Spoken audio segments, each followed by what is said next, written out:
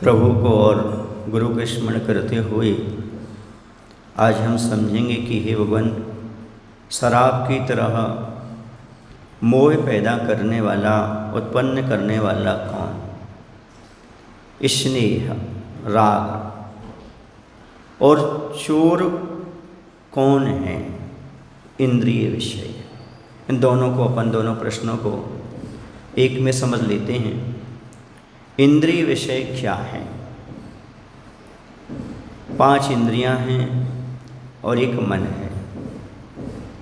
इनकी कुल मिलाकर के 28 विषय हो जाते हैं। कितने विषय हो जाते हैं? स्पर्शन, रसन, घ्राण, चक्षु और कर्ण। ये 5 इंद्रियों के अलग अलग विषय होते हैं। इन विषयों को जोड़ दिया जाए तो 28 विषय हो जाते हैं, 27 होते हैं। और एक मन का जोड़ दिया जाए तो 28 हो जाते हैं। ऐसे 28 विषयों में पड़ा हुआ जीव ही कहते हैं वह कौन है? शराब से भी ज़्यादा उन्माद पैदा करने वाले पंचेंद्रिय के विषय है। और चोर क्या हैं? तो पंचेंद्रिय के विषय ही है। लिखा है, धर्म रतन के चोर चपलती, दुर्गति पंथ सहाय। ये जो पंचेंद्रिय के विषय हैं, ये धर्म रूपी रत्न को चुराने वाले हैं। बाहर की वस्तु चुराने वाला चोर दिखाई देता है, लेकिन अंदर जो आत्म धर्म को, रत्नात्रय को चुराने वाला है, वह कौन है? पंचेंद्रिय के विषय। पंचेंद्रिय के विषय जो होते हैं वह हमारे आत्मधन को लूट लेते हैं, हमारे धर्म रूपी रत्न की चोरी कर लेते हैं। इसलिए इन्हें चोर की उपमा दी गई है। ये जो हमारे पास पंचेंद्रिय विषय है ना, स्पर्शन, रसन, घ्राण, चक्षु, कर्ण, 24 घंटे व्यक्ति का समय इन्हीं में लगा रहता है। सुबह से उठता है तो स्पर्श, अच्छी चीज़ चाहिए स्पर्श करने के लिए, विषय भोग के लिए भी स्पर्श चाहिए, रसन, खाने पीने की वस्तुएं चाहिए। आज ये बनेगा, सुबह ही बनेगा, शाम को ही बनेगा, दोपहर में ही बनेगा, पहले से प्लानिंग रहती है। इतना ही नहीं, मंदिर आएगा तो थैला लेकर आएगा, लौट के जाएंगे तो सब्जी लेते चले जाएंगे। विषयों की प्लानिंग रसना इंद्रिय के लिए। सबसे ज़्यादा पाप तो रसना इंद्रिय के लिए होता है, खाने के लिए होता है। शाकाहारी लोग तो फिर भी ठीक हैं, लेकिन जो मांस का भक्षण करते हैं, कितनी हिंसा होती है, कितने जीवों की बरादना होती है। किसके लिए? मात्र जिह्वा की लोलुपता के लिए, मात्र रसना इंद्रिय के स्वाद के लिए ही ये सब पाप होता है। लेकिन भोजन का स्वाद कितना होता है? कितने देर तक रहता है भोजन का स्वाद? हाँ, उतरी घाटी हो गई माटी, जब तक ऊपर है तब तक। भगवती आराधना ग्रंथ में लिखा है, भोजन का स्वाद या भोजन का आनंद कितने समय है? एक पलक झपकने बराबर बस। जब तक जिह्वा के पास रही तब तक स्वाद है, और जैसे ही जिह्वा से अंदर गई, घाटी उतरी, हो गई माटी, मिट्टी हो जाती है, कोई स्वाद नहीं रहता है। लेकिन इसके लिए व्यक्ति कितना पाप करता है। रात को भी खाता है, दिन को भी खाता है। ते पंचेंद्रिय के विषय में लगा हुआ है। फिर आता है स्पर्शन, रसन, घ्राण, सूंघने के लिए इत्र, फुलेल, फूल, परफ्यूम, ये भी नहीं देते कहाँ से आ रहे, कैसे आ रहे। कस्तूरी कौन कहाँ से बनी है, शुद्ध है अशुद्ध है, इसका विवेक नहीं रखता। मात्र उसके लिए सुगंध चाहिए। कुछ लोग तो डेली सुगंध से नहाते ही रहते हैं। घर से बाहर निकलेंगे, सुन रहे हैं आप लोग कि नहीं, कहीं ना कहीं से छिड़क ही लेंगे। ये विषय हैं, इनसे हमारा धर्म छूटता है, इनसे कर्म का बंध होता है। वो समझता मैं स्टैंडर्ड वाला हूँ, अच्छे लगा करके भी जाएगा, बालों में भी लगाएगा, आजू बाजू में बाजू के यहाँ से निकलेगा, कोई पूछ तो ले मैं चंदन लगाऊँ कि खस लगाऊँ कि क्या लगा करके आया हूँ। ये परिपूर्ण नेत्र इंद्रिय का विषय, अच्छे अच्छे सीन देखना, अच्छी अच्छी चीज़ें देखना। जिससे काम वासना उत्पन्न हो ऐसी चीज़ देखना। संसार में आदमी सब देखने के लिए तो भागता है, नदी किनारे जा रहा है, यहाँ जा रहा है, वहाँ जा रहा है, कश्मीर की हरियाली देखने जा रहा है, जाता कि नहीं जाता। तो नीति इंद्रिय के विषय, कर्ण इंद्रिय अच्छे अच्छे गाना सुनना जिससे विकार भाव उत्पन्न हो, ये भी पंचेंद्रिय क्या हैं, विषय हैं। एक बार आचार्य भगवंत ने कहा था पंचेंद्रिय के विषय 27 और एक मन का विषय 128। ये 28 विषयों में जो लगा हुआ है तो समझो वो असाधु है, सामान्य पुरुष है, और जो 28 विषयों को छोड़ करके उनको बस में करके 28 मूल गुण का पालन कर रहा है वो विशेष व्यक्तित्व है साधु परमेष्ठी। इन 28 विषयों से बच करके 28 मूल गुणों का पालन करने वाले कौन होते हैं, साधु परमेष्ठी होते हैं। पंचेंद्रिय के विषय और मन के विषयों में नहीं लगते। विषय आशा वसाती, तो विषयों की आशा नहीं जिनके साम भाव धन रखते, ऐसा कहा। इन सारे विषयों को छोड़ करके 28 मूल गुणों का पालन करना। आप लोग 28 तो हैं आपके पास,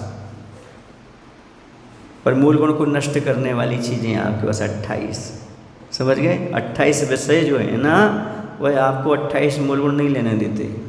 यदि 28 मूल ये विषय छूट जाएं पंचेंद्रिय के और मन के, तो निश्चित मुनि बनने की इच्छा हो जाए, 28 मूल गुण प्राप्त हो जाए।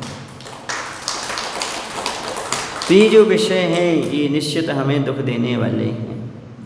कहते हैं जो विषयों में फंसा हुआ है उसका मन मूक है, बहरा है, अंधा जैसा है। ना तो वह मन उपाधि तत्व के बारे में कुछ बोल सकता है, ना सुन सकता है, और ना देख सकता है, और ना पालन कर सकता है। क्यों? क्योंकि विषयासक्त व्यक्ति उसे कुछ भी दिखाई नहीं देता। इसलिए आचार्य कहते इनसे बचने का प्रयास करो, इनसे ऊपर उठो। कहते जिनकी जिंदगी विषयों में लगी हुई है, धिक्कार है वह जिंदगी जो मक्खियों की तरह पापों की गंदगी में ही भिनभिनाती रहती है और कुत्ते की तरह हड्डी को ही चूसती रहती है, विषय वासना में व्यतीत होती है। शोभनी जिंदगी तो उनकी है जो इस विषयों की गंदगी से ऊपर उठ करके आत्म तत्व में लीन होने की भावना बनाती है। एक मक्खी है, उसके सामने मीठा रखा हुआ है और बाजू में गंदगी पड़ी हुई है, मक्खी किस ओर जाएगी? गंदगी की ओर, ठीक है ना। ऐसे ही आपकी मानसिकता वो मक्खी है संसारी प्राणी की, कि सामने धर्म ध्यान रखा हुआ है, मुनि सेवा है, सब कुछ है, ये मिठाई के समान है, लेकिन विषयों की गंदगी भी पड़ी हुई है। उसका मन विषयों में ज़्यादा रमता है, गुरु की भक्ति में, प्रभु की भक्ति में बहुत कम रमता है। समझ आ रहा है? अब दृष्टि थोड़ी सुधार लो, अब दृष्टि भौरे की बना लो। वहाँ गंदगी पड़ी होगी और वहाँ फूल खिला होगा। भौरा जो होता है वह गंदगी पर नहीं बैठता, फूल पर बैठता है। किसी का जो सम्यक दृष्टि साधक होता है, पंचेंद्रिय की विषयों की गंदगी में नहीं रमता, वह देव शास्त्र रूपी प्रभु और गुरु के चरण रूपी कमलों का भ्रमर बन करके उसका रसपान करता है। ताली किस पर बजाई? मक्खी पर की भौरे पर? आप कौन है? मक्खी। अब भौरा बनना चाहते हो? अब भंवर में तो फंस गए हो, अब भौरा कैसे बनोगे? भंवर समझते हो? भंवर समझते हो? एक भंवर होती जो नदी में होती है, एक भंवर होती जो शादी के समय होती है। भावर, भावर क्या बोलते इसको? वो भी भावर ही तो है, जो नदी की भंवर में फंस गया सो डूब गया, जो उस भंवर में फंस गया तो चला गया। पंचेंद्रिय के विषय वहाँ से प्रारंभ हो जाते हैं। तो कहा हे भगवान, शराब की तरह मोह उत्पन्न करने वाला कौन है? बोले स्नेह है। स्नेह में दोनों चीज़ लेना, विषयानुराग भी आता है और स्नेह माने परिवार से स्नेह भी आता है। जैसे पत्नी से, पुत्र से, माता पिता से, नाती पोता से जो स्नेह है ना, यह भी आपके लिए मदिरा के समान गाफिल करता है। जैसे कोई व्यक्ति शराब पी लेता है, कुछ का कुछ बोलने लगता है, वैसे ही व्यक्ति मोह की शराब पी करके ये मेरे हैं, ये नाती है, ये पोता है, ऐसा ऐसा बोलने लगता है। लेकिन है कोई अपना नहीं, आत्मा का कोई नहीं, फिर भी उसको मूलधन से ब्याज प्यारो होते, यानी अपने बेटों से नाते पोते ज़्यादा प्यारे होते और ज़्यादा स्नेह बढ़ता चला जाता है उसका। बढ़ता कि नहीं बढ़ता है? ये परिवार है, परिवार में ऐसे ही होता है। जितना विस्तार करते जाओगे उतना राग देश मोह बढ़ता चला जाएगा। परिवार किसे कहते हैं? बताओ, परिवार किसे कहते हैं?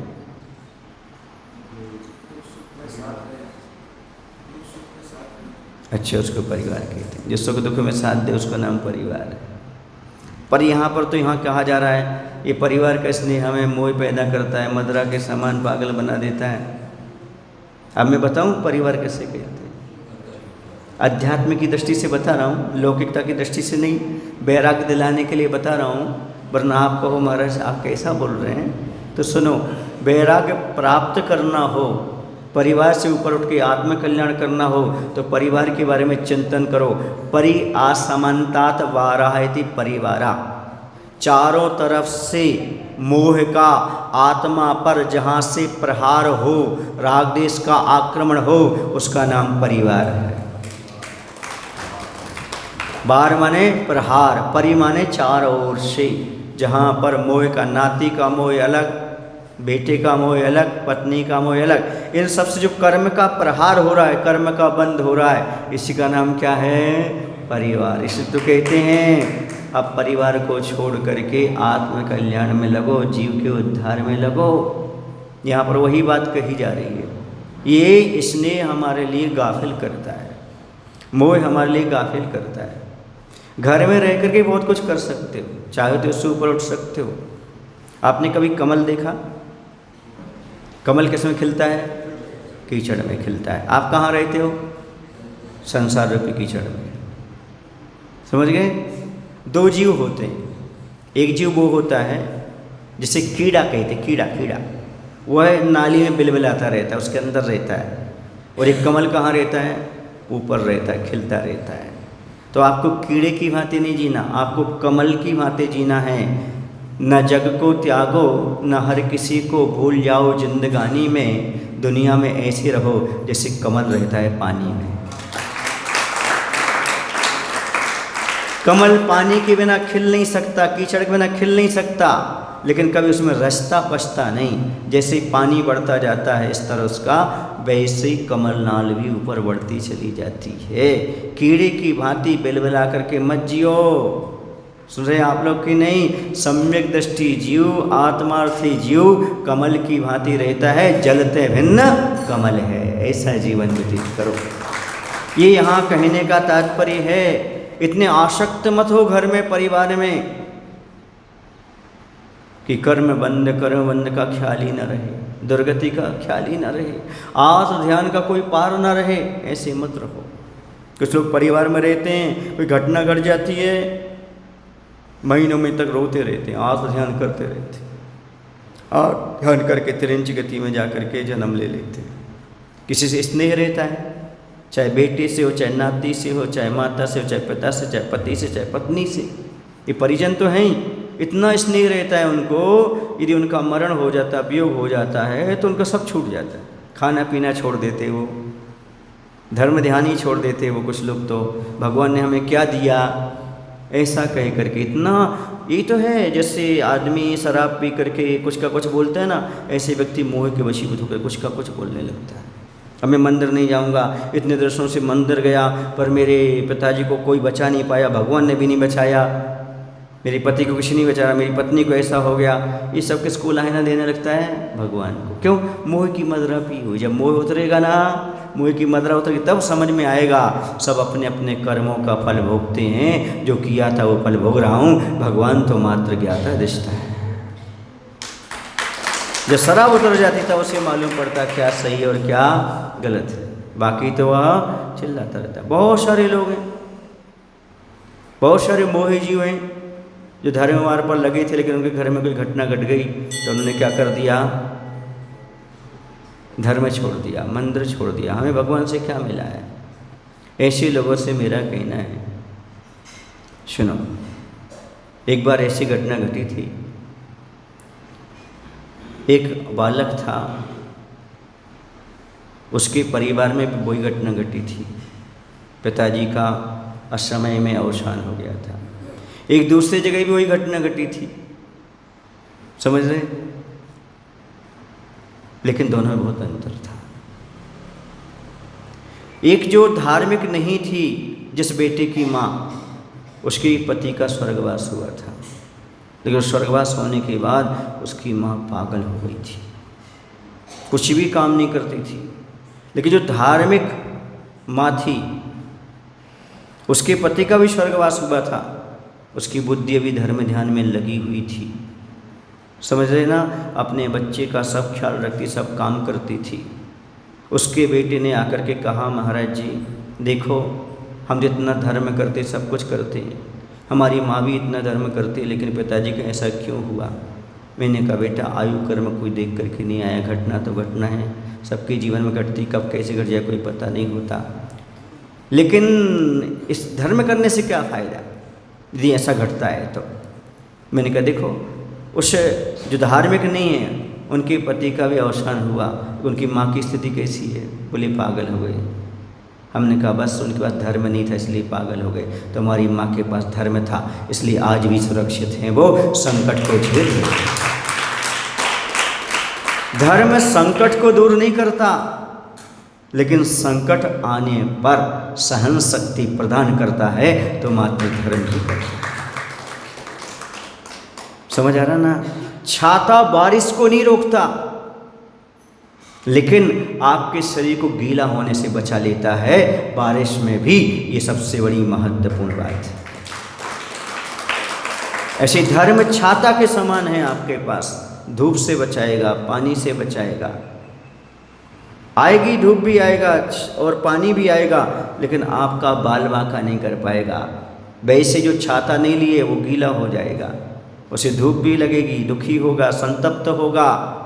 इसी प्रकार से धर्मात्मा है, संकट उसके ऊपर भी आएंगे, पर याद रखो उसे संकट से निपटने की क्षमता पैदा हो जाएगी। संकट आकर के चला जाएगा। कुछ लोग कहते हैं, हे भगवान इतना बड़ा संकट विकट है, मैं क्या करूं? पहले मैं भी यही सोचता था, दुनिया में कितने संकट हैं, बड़े विकट हैं, क्या करूं? अब मैं जब भगवान की ओर दृष्टि रखने लगा तो मैं एक ही बात कहने लगा, हे रे संकट, तुझमें जितनी ताकत हो सो मेरे पास आ जा। सुन रहे ना? अब मैं संकट से नहीं घबराता। ये संकट मैं नहीं कहता तुम विकट है, क्योंकि प्रभु मेरे निकट है। प्रभु जिसके निकट आ जाते हैं, विकट से विकट संकट भी उसके टल जाते हैं और उनसे निपटने की क्षमता उसके पास आ जाती है। कितना भी बड़ा विकट संकट हो, पर प्रभु को अपने निकट रखना, आपको कभी कोई तकलीफ नहीं होगी। तो जो मोह में दबे हुए जीव हैं, उन्हें संकट लगता है और वो परिस्थिति आने पर धर्म छोड़ देते हैं। लेकिन नहीं, जो निर्मोही होते हैं वो कितना भी संकट आ जाए गाफिल नहीं होते। जब मैं छोटा था, घर में पिता के मुख से सुना करता था, 100 संकट आवे पर धर्म न छोड़ो छोड़ो, कर्म यदि भरवावे पर धर्म न छोड़ो छोड़ो। 100 संकट भी अपने जीवन में आ जाएं तो भी धर्म मत छोड़ना। कर्म कितने भी भरवावे, कर्म का कितना भी तीव्र उदय आ जाए, पर धर्म नहीं छोड़ना। समझना ये तुम्हारी परीक्षा का वक्त है और परीक्षा तुम्हें निखारने के लिए आती है, तुम्हें प्रमोशन के लिए आती है। इसलिए संकट के समय जो धर्म नहीं छोड़ता, नियम से उसकी प्रगति होती चली जाती है। जैसे स्कूल में परीक्षा देने के लिए उत्साह होता है, वैसे धर्म क्षेत्र में कर्म के उदय में परीक्षा हो रही है, उसमें उत्साह जगाओ। देखो आपका प्रमोशन कैसे नहीं होता है। और उस समय क्या लगता है, इधर संकट आ रहा है, मैं क्या करूं। जब से धर्म शुरू किया है महाराज जी, तब से संकट। जब से कोई अच्छा कार्य करता हूं, कोई ना कोई विघ्न। याद रखना, पहले भी आपने किसी का अच्छा नहीं देख पाए होगे, अच्छे करने वाले को रोका होगा। कोई इस मंदिर से जुड़ रहा होगा, उस मंदिर से जुड़ रहा, अरे वहाँ क्यों जुड़ रहा है, वहाँ कमेटी ठीक नहीं, वहाँ का ऐसा नहीं वैसा नहीं है, आदमी को रोक दिया होगा, पीछे कर दिया होगा आपने। कहीं ना कहीं कोई अच्छा कार्य करने जा रहा हो, नहीं नहीं यहाँ दान मत दो, अपन तो कहीं तीर्थ स्थान पर जाकर देंगे। इसके बीच में वो नहीं दे पाया आगे, तो अंतराय किसको बंधा। ये सारी चीज़ें अपन कसायवश या ईर्ष्यावश कर तो लेते हैं, लेकिन जब कर्म का बंध होता है तब समझ में आता है। देखो अभी अपन ने प्रतिमा नहीं रखी ना यहाँ पर, तो अपन बड़े इंद्र नहीं बनेंगे, सामान्य इंद्र बन करके पूजा करेंगे। पूरे परिवार को समझा दिया, जब अपन प्रतिमा रखेंगे ना तब बड़े इंद्र बन करके करेंगे। अब देखो अंतरा डाल दिया आपने, उसके बीच में नहीं दे पाए, लॉस हो गया, मृत्यु हो गई, फिर क्या होगा। इसलिए अभी जो वक्त मिला है, इस समय बिल्कुल भी संकोच मत करो, जितना बन सके उतना। हमें तो भगवान की पूजा करना है, भगवान तो भगवान है, न हमारे है न तुम्हारे। प्रतिमा हमारी हो सकती है, लेकिन भगवान बनने के बाद किसी के नहीं होते वो, ध्यान रखना। अच्छे सुन लो, जो भी प्रतिमा स्थापित कर रहे हैं, बुलौआ करवा रहे हैं, वो ध्यान रखो, जब तक तुम्हारे हाथ में है प्रतिमा, जब तक तुम्हारी है, और जिस दिन से मुनि के हाथ में हो जाएंगे और वो सबके हो गए, तुम्हारे नहीं रह जाएंगे। फिर मत कहना कि मूल नायक मेरे हैं, नहीं तो फिर वो है ही नहीं, फिर तो मूल नायक। यदि वो तुम्हारे हैं तो है ही नहीं, फिर तो वो विधि नायक मेरे हैं। यदि बनने के बाद बोला मेरे हैं, तो फिर तो है ही नहीं वो, क्योंकि भगवान किसी एक के नहीं होते, भगवान सबके हो जाते हैं। कोई भी प्रतिमा स्थापित रखो, जब तक कहना कि ये मेरी प्रतिमा है, जबकि उनकी प्रतिष्ठा ना हो जाए। प्रतिष्ठा होने के बाद इस प्रतिमा जी को विराजमान करने का सौभाग्य गुरु की कृपा से मुझे मिला था। क्या कहोगे, क्या कहोगे। ये नहीं कहोगे कि ये प्रतिमा मैंने विराजमान की, ये मेरी प्रतिमा है। प्रतिमा विराजमान होने के बाद, भगवान बनने के बाद, पंचगणा के बाद, भगवान बनने के बाद क्या कहोगे, ये गुरु की कृपा से, प्रभु की कृपा से इस प्रतिमा को विराजमान करने का सौभाग्य मुझे प्राप्त हुआ था। मेरी प्रतिमा है ऐसा नहीं कहना, सौभाग्य प्राप्त हुआ था। अब मेरी प्रतिमा नहीं है, अब तो भगवान हो गए, अब तो सबके हो गए। समझ आ गया ना, आए समझ में, कितने लोगों को आ गया, बस तो पर्याप्त, इतना समझ में आ गया। तो धर्म क्षेत्र में भी ये मेरा ये तेरा ऐसा नहीं करना, ये सबका है ऐसा करके चलना। घर में तो करते ही हो मेरा तेरा, वहाँ तो मोह की मदरा पी कर चल रहे हैं, यहाँ तो मोह छोड़ना है। ये भगवान किनके हैं, सबके। ये मंदिर किसका है, हाँ। जब कभी किसी गांव में जाओ, ये महाराज ये संस्थापक अध्यक्ष, ये इन्होंने ऐसा किया, महाराज इन्होंने ऐसा किया। अरे ये कहो महाराज हमें इसकी सेवा करने का अवसर प्राप्त हुआ था, जब से नींव खोदी थी तब से सेवा का अवसर मिला था। मंदिर का कौन अध्यक्ष होता, मंदिर का तो भगवान है।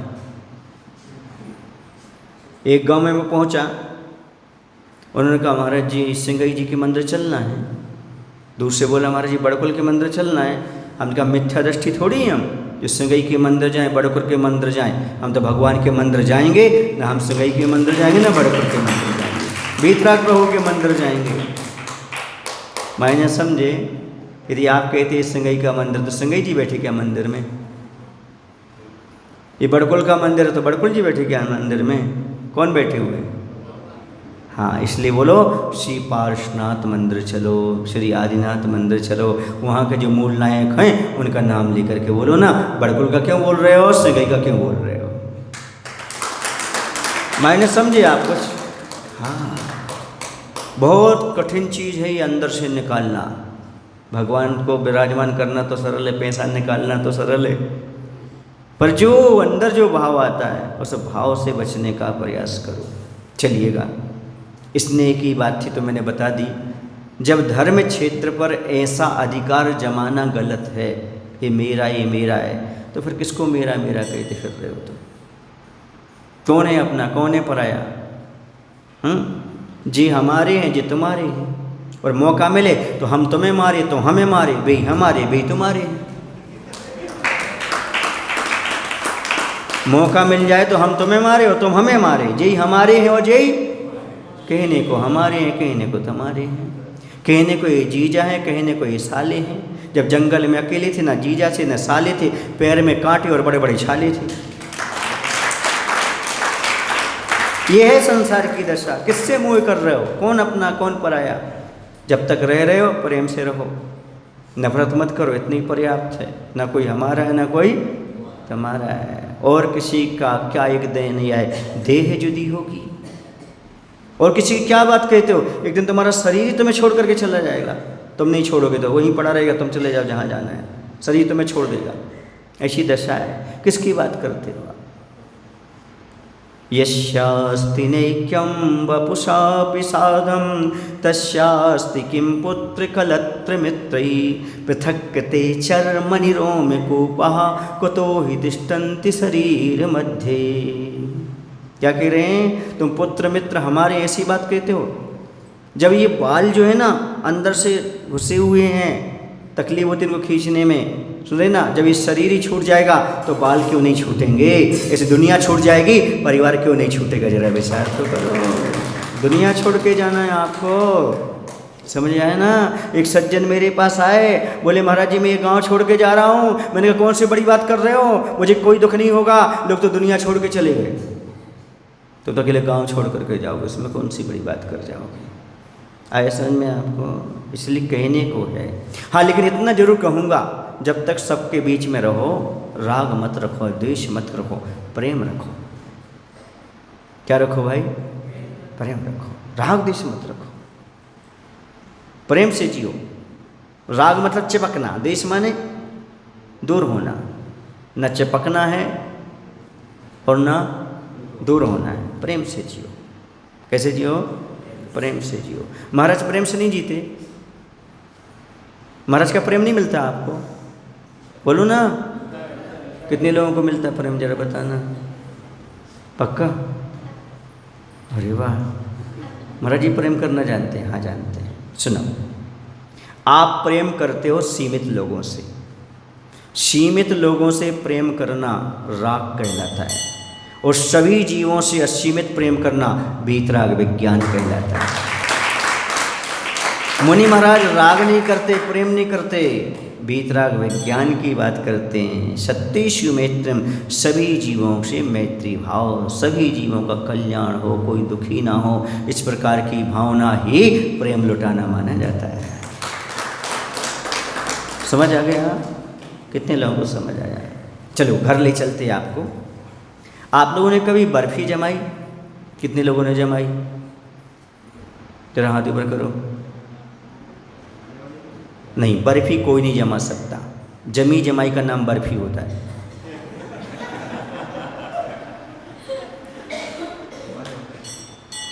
है ना? मटेरियल है ना, आटा नहीं पसवाते, पर बोलते क्या है? ऐसे ही बर्फी जमा रहे। नहीं, जमी जमाई का नाम बर्फी। अब जी कैसे करते हैं आप लोग? अब व्यवहार में तो बोलना ही पड़ेगा बर्फी जमाना, ठीक है ना, क्योंकि जमानी खराब है।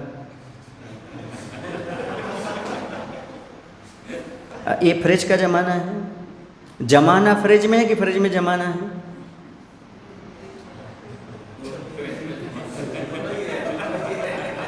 फ्रिज में जमाना है कि जमाने में फ्रिज है? बोलो ना भाई, क्या दोनों एक है? मैं दुनिया में जमाने की बात ही नहीं करता, जमाने में जमाने की बात नहीं करता, मैं तो जमे जमाए उखाड़ने की बात करता। एक दिन तुम भी जमी से उठ जाओगे, फिर क्या जमाने की बात करते हो? है ना? आजकल तो सब फ्रिज में जमता है क्योंकि ज़माना ख़राब है। फिर भी लोग जमाता है तो फ्रिज में जमाता है और बोलता क्या है? ज़माना ख़राब है। चलिए, बर्फ़ी बना रहे थे अपन, बनाते हैं। आपने मावा है, बेसन है, उस सबको अच्छे से क्या किया? ओंट लिया अच्छे से। ओंटने के बाद अच्छे मीठा सब मिल गया, सब कुछ हो गया। ओंटना बोलते, क्या बोलते इसको? अच्छा कर लिया। सेक लिया कह लो, ठीक है, जो कुछ कर लिया सेक लिया। अच्छा, दूध को औंठा जाता है। लोग हंस रहे थे, मैं समझ गया कुछ ना कुछ गड़बड़ बोल गया, है ना। तो जो बर्फ़ी आपकी जो मीठा वगैरह सब वो मसाला जो उसका रहता है ना, वो सब मटेरियल आपने व्यवस्थित कर लिया। अब उसमें ताव सा पड़ जाता है ना, ऐसा दिखने लगता है, ऐसा स्पर्श करके देखते हैं उसको। हाँ, चाशनी जो कुछ भी देखते हैं आप, हाँ, MP में ताव जैसा बोलते हैं उसको, कुछ तार सा आने लगता है, वो समझो हो गया। फिर क्या करते हैं, एक थाली लाते हो, थाली में क्या करते हो, फिर घी लगाते हैं। ये बात है, सीधा तो नहीं डालते, सीधा तो नहीं डालते, सीधा डालेंगे तो इसलिए बीच में क्या लगा लेते हैं, घी लगा लेते हैं, ठीक है ना। फिर घी लगाने के बाद उसको मटेरियल को फैला देते हैं, फैलाने के बाद व्यवस्थित करने के बाद सूखने रख देते हैं। जब वो फरेरी पड़ जाती है, क्या हो जाती है, सुनो, फरेरी पड़ जाती है, फिर क्या करते, क्या करते, उसको शेप में उसको निकालते हैं, फिर ऐसा कर बाहर आ जाती है, आ जाती है ना। सुनो, अब जो नीचे जिसमें घी कम रह जाता है, चिपक जाता है, फिर उसके लिए करके गोठा में लगा देते, गोठा में कसार, गोठा नहीं होते, गोठा बनाते हैं, बहुत सारे लोग बनाते, तो नहीं पता उसका, मिठाई का भी बनता है गोठा, समझ गए ना, वो भर देते हैं, है ना। समझ रहा, वो उसमें चिपक जा, आधा चिपकता है, आधा निकल जाता है, कुछ तो पानी से भी निकालना पड़ता है, ऐसा होता है, समझ गए ना। अब देखो, हंस लिया ना, हम मिठाई नहीं जमवा रहे थे, आपको तत्व समझा रहे थे। सुनो, जैसे ये दुनिया जो है, परिवार जो है ना, ये थाली के समान है। किसके समान है, आत्मा बर्फी के समान है। आत्मा किसके समान है, इसमें बीतरागता की चिकनाई लगाओ, थाली के बीच में और बर्फी के बीच में, अपने आत्मा और परिवार के बीच में बीतरागता की चिकनाई लगाओ, जब चाहो तब आप उससे ऊपर उठ करके समाधि धारण कर सकते हो। वरना चिपक के रहोगे तो डॉक्टर सुई लगाएगा, ऑपरेशन करेगा, निकालेगा, बस कोई मतलब नहीं, समझ आ रहा ना। इसलिए ऐसे मत चिपको, आत्मा की बर्फी जमाना सीखो, दुनिया से जब चाहो तब अपना कल्याण कर सकते हो। आया बर्फी जमाना, आपको जमाना खराब है, स्नेह लगा करके, तेल लगा करके जमाओ, जमाना है तुम। इस संसार में रहना है तो बीतराग भाव को, भगवान की भक्ति के भाव को लेकर चलो, जब जाकर के आप ऊपर उठ सकते हो। ठीक है, बीतराग भाव नहीं ले सकते आप, तो कम से कम भगवान की भक्ति रूपी चिकनाई लगाओ। परिवार एक थाली है, उसमें आत्मा की बर्फी जमाना है, तो भगवान की भक्ति रूपी चिकनाई लगाइएगा, उसमें अपनी बर्फी जमाइएगा, जब चाहो तब उसको बाहर निकाल लीजिएगा। अर्थात जब चाहो तब ऐसे रहो घर में, जब चाहो तब घर छोड़ करके समाधि मरण करके अपना आत्मकल्याण कर सकते तो रहना सार्थक है, वरना कोई मायना नहीं। रच पच पर के मत रखो, मसाला मत बिगाड़ो, स्वाद मत बिगाड़ो, रहना आघात मत सहन करो, बल्कि अपने जीवन में कुछ अच्छा बनने का प्रयास करो। अब आया समझो उदाहरण, इतनी देर से मैं बर्फ़ी जमवा रहा हूँ, जम गई। अब जब भी बर्फ़ी जमाओ याद रखना, ये चिकनाई क्यों लगा रहे हैं, ताकि इसको बाहर आसानी से निकाल सकें। हम भगवान की भक्ति क्यों कर रहे हैं, ताकि हम आसानी से घर छोड़ करके आत्मकल्याण कर सकें। ये भावना वहाँ पर रखना, ये बात वहाँ पर सोचना, चिंतन करना, तब आपकी बर्फी बनाना सार्थक हो जाएगा। समझ आ गया? कितने लोगों को आ गया? अब क्या लगाना शुरू कर दो, चिकनाई लगाना, जितना बन सके उतनी लगाओ। हाँ, रुक्षता मत रखो, तभी जा कर के काम चलेगा। सुन रहे ना, तभी आपका हार्दिक अभिनंदन होगा, उसके पहले नहीं होने वाला है। ऐसा काम करो, सुन रहे ना, खूब खुश हो रहे तुम बर्फी में, क्या बात है, पसंद थी क्या? अभी वही मैं समझ जाता हूँ, आदमी का चेहरा देख, जिस चीज़ का नाम लो और आदमी खिल जाए, समझ लेना फिर तो इसको ये पसंद ही पसंद है। समझ में आ रहा है? हाँ, एक बार मैंने पूछा था हार्दिक से, हमने कहा हार्दिक खुशियाँ क्या चीज़ होती है? हार्दिक बोले महाराज जी मैं खुशियों के बारे में कुछ नहीं बता सकता। मैंने कहा क्यों? बोले मेरी बहुत जल्दी शादी हो गई थी। चलिएगा,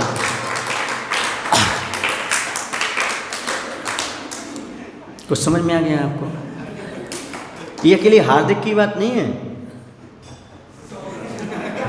सब समझ में आ रहा है। अपनी निधि तो अपने में है, बाह्य वस्तु में व्यर्थ प्रयास। यहाँ पर बात जो कही गई उस बात को समझो।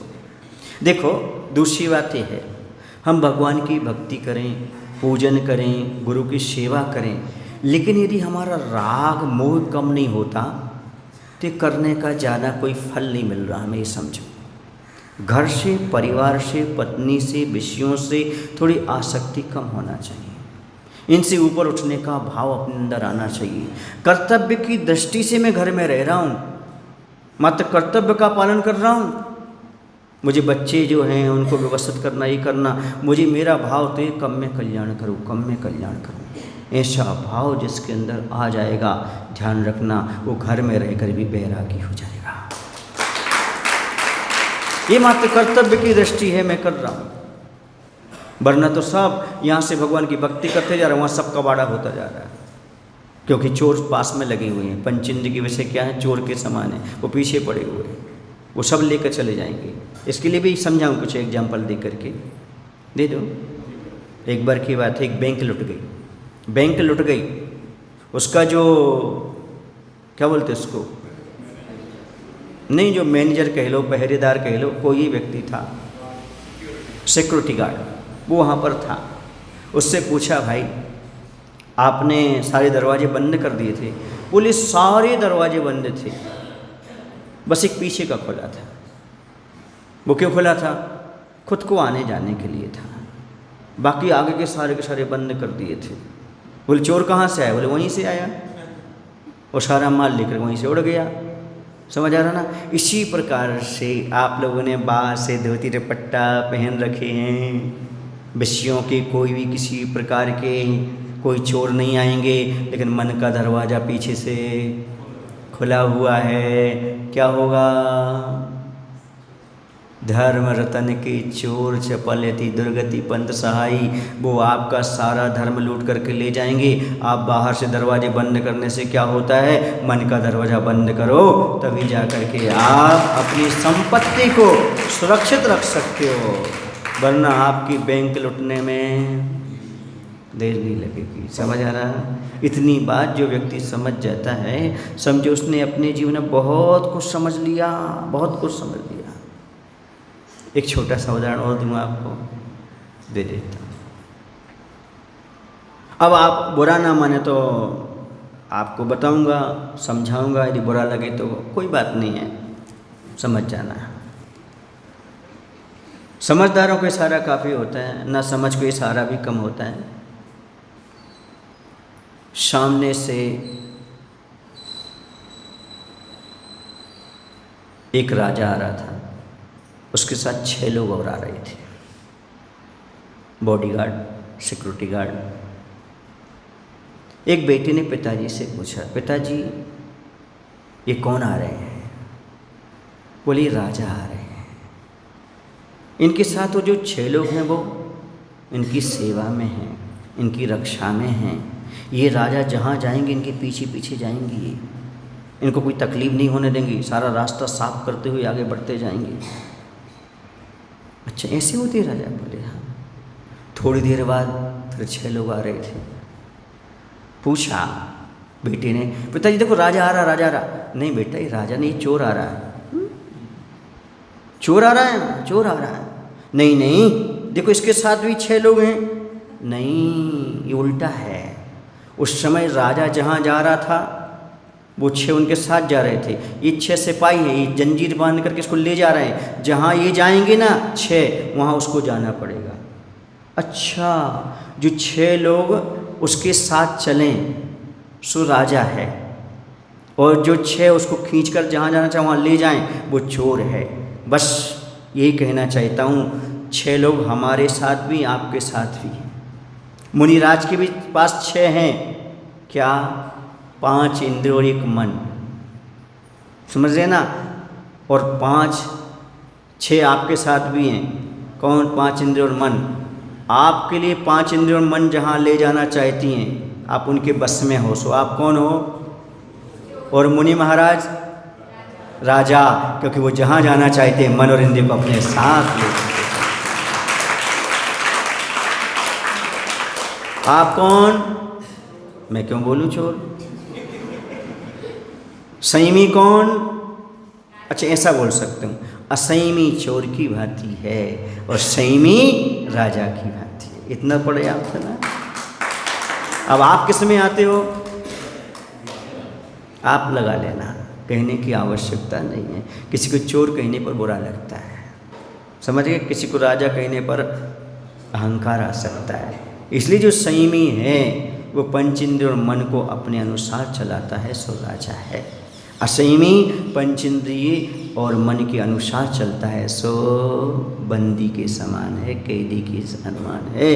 वो जहाँ ले जाना चाह रहा है वहाँ पर जा रहा है। आपकी इंद्रिय कहती है यहाँ चलो, आप कहते ठीक। आपका मन कहता है यहाँ चलो, यहाँ चलो।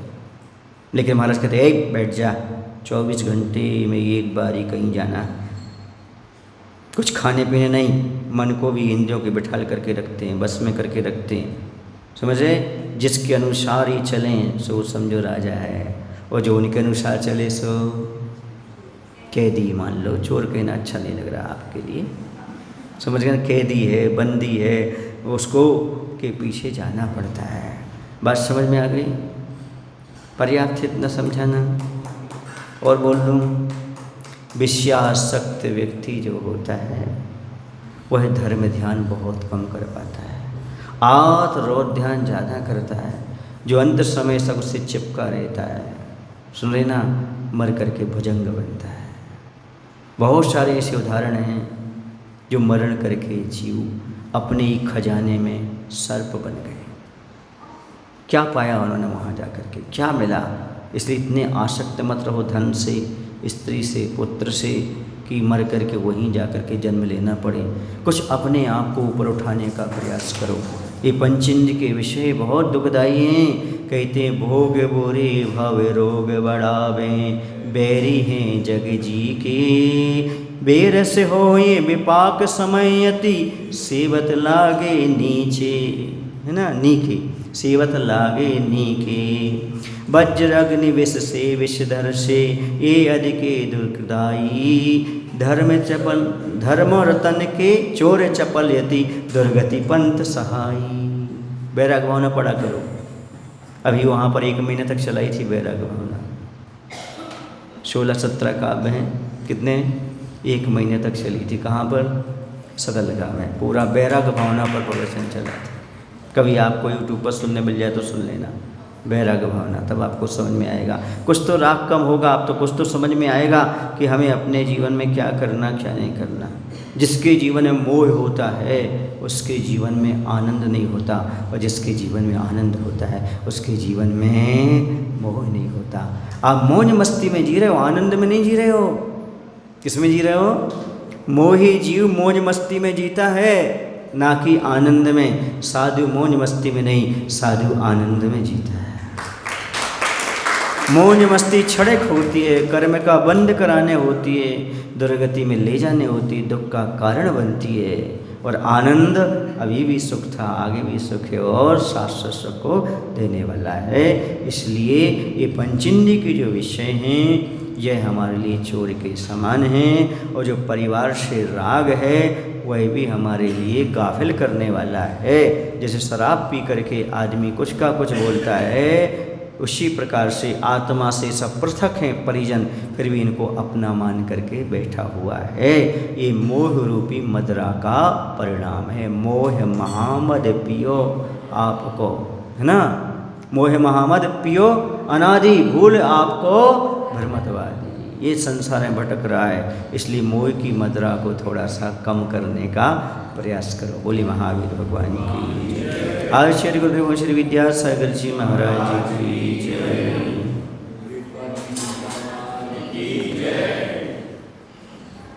बोध हे प्रभु, हम सभी को इतनी शक्ति, इतनी बुद्धि देने की कृपा करो ताकि हम सभी लोग परिवार में रहकर भी ऐसे रहें जैसे कमल पानी में रहता है। सबके बीच रहकर के भी अपना आत्म कल्याण ना भूलें, भगवान की भक्ति ना भूलें, और 4 दिन के मेहमान हैं इस संसार में, वह याद रहे ताकि हम अंत समय समाधि पूर्वक मरण कर सकें। नमोस्तु भगवान।